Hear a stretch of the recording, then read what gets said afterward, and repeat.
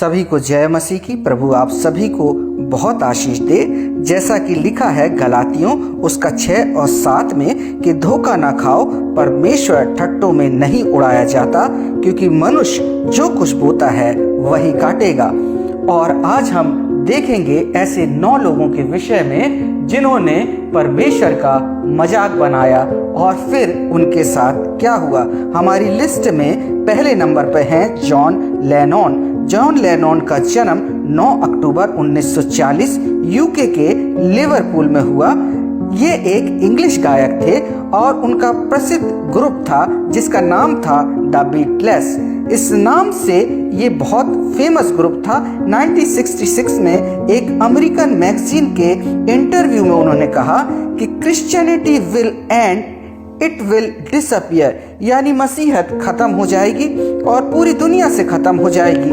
मुझे इस पर कोई शंका नहीं पर पूरा विश्वास है। और उसके साथ उन्होंने ये भी कहा कि यीशु तो ठीक है पर उनकी शिक्षाएं जो हैं वो बहुत सरल हैं और आज हम उनसे भी ज्यादा प्रसिद्ध हो गए हैं। जॉन लेनन ने जब ऐसा कहा तो वो वाकई घमंड से भरे हुए थे और नीति वचन 16:18 में इस प्रकार लिखा है कि नाश होने के पहले गर्व और ठोकर खाने से पहले घमंड आता है।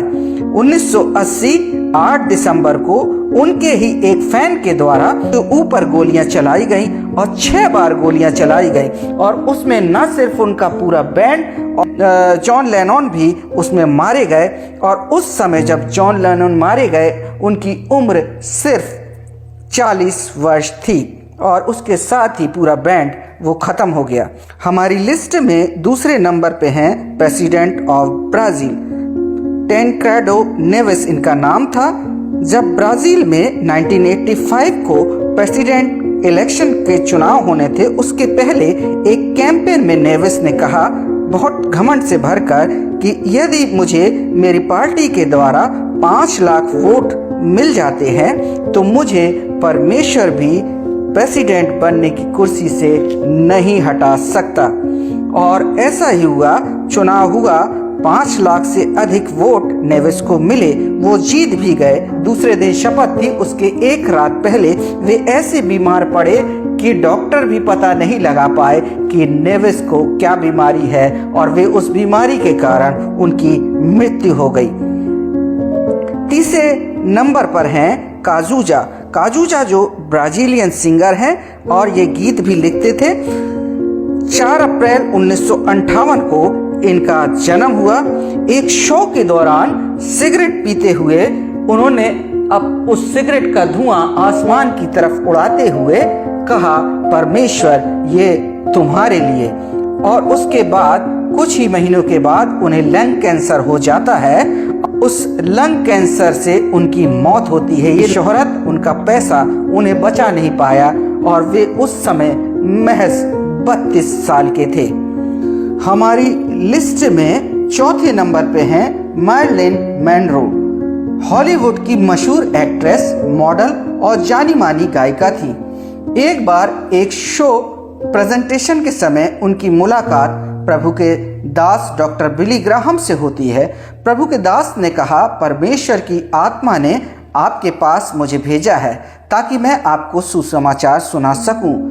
मैरिलिन ने सुसमाचार को सुना और उसके बाद उनसे कहा तेरे यीशु की मुझे जरूरत नहीं। इसके एक हफ्ते के बाद वे अपने रूम में नग्न अवस्था में मृत पाई गईं और जानकारों ने बताया कि उनकी मानसिक स्थिति ठीक नहीं थी। वो बहुत ज्यादा नशा करती थी और नशे की हालत में थी और इस तरह से मैरिलिन की मौत हो गई। हमारी लिस्ट में 5वें नंबर पर हैं बॉन स्कॉट, AC/DC के पुराने गायक। उन्होंने अपने गीत में लिखा मुझे मत रोको, मैं नर्क के चौड़े मार्ग में आगे बढ़ रहा हूँ। वे कुछ ही दिनों के बाद अपने रूम में मरे हुए मिले और डॉक्टरों ने बताया कि उनकी ही उल्टी के गले में फंसने के कारण उन्हें सांस लेने में दिक्कत हुई और जिसके कारण से उनकी मौत हुई। जब उन्होंने इस गीत को लिखा था ये उसके कुछ ही दिनों के बाद ऐसा हुआ। हमारी लिस्ट में 6वें नंबर पर है ब्राजील का एक ऐसा ग्रुप जो अपने किसी दोस्त को लेने कहीं दूर जा रहा था। उस कार में बहुत सारे दोस्त एक साथ थे और उसमें एक लड़की भी थी जिसकी माँ ने कहा, बेटी परमेश्वर से प्रार्थना करके गाड़ी में बैठो कि परमेश्वर तुम्हारे साथ चले। वो लड़की जो अपने दोस्तों के साथ पहले ही शराब पी चुकी थी, उसने अपनी माँ को मजाक उड़ाते हुए बोला कि मम्मी, अब हमारी गाड़ी में परमेश्वर के लिए कोई जगह नहीं। अगर परमेश्वर हमारे साथ आना चाहता है तो वो गाड़ी की डिग्गी में जाकर बैठे। और ऐसा हुआ कि वो लोग जब अपने दोस्त को लेने जा रहे थे तो उस गाड़ी का इतना भयंकर एक्सीडेंट हुआ कि उन लोगों की शक्लें भी पहचानना मुश्किल हो गया और वो गाड़ी पूरी तरह से चकनाचूर हो गई। पर जो लोगों ने वहाँ पे खड़े हुए थे, उन्होंने जो एक अद्भुत नज़ारा वहाँ पे देखा वो ये कि उस गाड़ी की डिग्गी पूरी तरह से सही सलामत थी। और ऐसा कहा जाता है कि उस गाड़ी की डिग्गी में अंडों की एक ट्रे रखी थी और उसमें से एक भी अंडा नहीं फूटा था। ये अद्भुत था। वचन में लिखा है याकूब उसका 4:6 में कि परमेश्वर अभिमानियों से का विरोध करता है। यशाया उसके 2:11 में लिखा है कि घमंड से भरी हुई आंखों को नीचा किया जाएगा। हमारी लिस्ट में 7वें नंबर पे हैं कॉनर मैकग्रेगर, जो UFC में खेलते थे। वे हमेशा जीतते और जीतते जीतते वे एक ऐसे व्यक्ति बन गए कि उन्होंने 2016 में चैंपियनशिप के 2 खिताब जीते।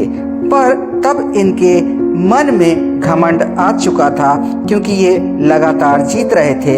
और एक इंटरव्यू में इन्होंने यीशु मसीह को गालियां देते हुए और मजाक बनाते हुए कहा कि यदि यीशु रिंग में आ जाए तो मैं उसे इतना मारूंगा कि वो कभी दोबारा रिंग में नहीं आएगा।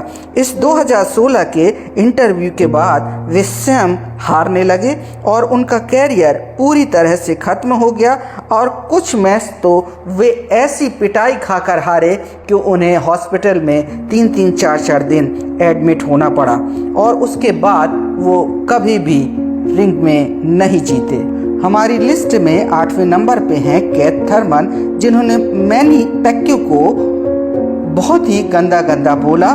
जब उन्होंने देखा कि पैक्यू के जीवन में किसी तरह की कमजोरी उनको ना मिली तो उन्होंने उनके विश्वास को यानी कि मसीही विश्वास का मजाक उड़ाने लगे और उन्होंने यीशु मसीह का मजाक उड़ाते हुए उनसे गलत बोलना शुरू किया, गाली गलौज करना शुरू किया और उन्होंने कहा कि तेरा परमेश्वर भी मुझे नहीं हरा पाएगा।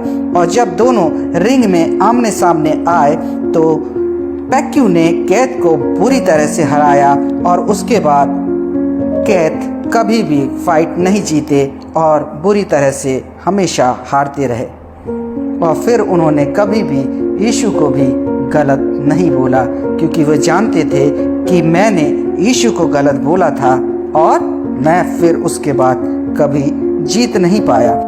हमारी लिस्ट में 9वें नंबर पर हैं टाइटैनिक को बनाने वाले और उसके कैप्टन, जिन्होंने टाइटैनिक जहाज बनाया था। आप सभी को मालूम है कि जब उनसे इंटरव्यू में किसी ने पूछा कि टाइटैनिक कितना सेफ है तो उन्होंने कहा कि यदि परमेश्वर भी चाहे तो इसे डुबा नहीं सकता। और आप सभी जानते हैं कि टाइटैनिक अपनी पहली ही यात्रा में डूब गया। तो प्रियो, आज इन बातों से ज़रूर आपने कुछ सीखा है। प्रभु आप सभी को बहुत आशीष दे। धन्यवाद।